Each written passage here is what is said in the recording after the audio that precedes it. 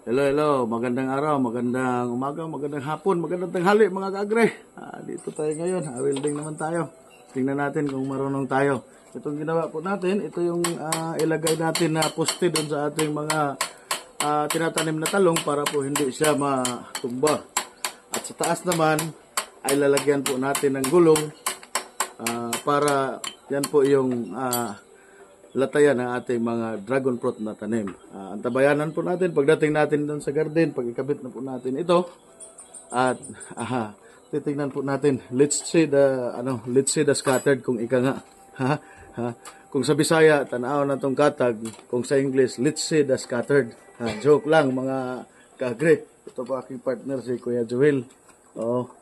Ito yung Butakali sa Barangay Maliksit, Tagbina, Surigao del Sur. Antabayanan po natin doon, pagkabit natin doon, tingnan po natin, mga kaagre, kung ano pong purpose natin ito. Kasi paglagyan po natin ng mga kahoy, madaling mabulok, pabalik-balik yung trabaho, mahal yung labor.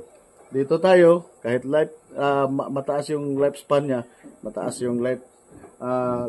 lifespan niya, tapos kahit pabalik-balik tayong magtatanim, hindi po masisira. At double purpose po ito mga kaagre. Sa taas naman may prutas tayo. Tinatawag natin na dragon fruit. Malakas kumain yung commander natin ng dragon fruit dahil matamis kagaya sa akin. Thank you and good morning!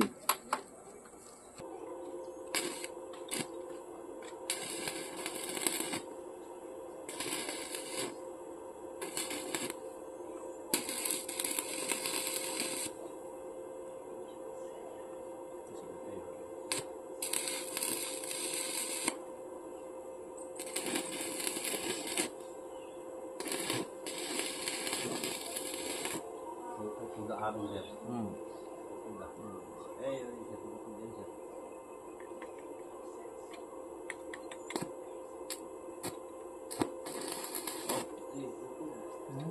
Ini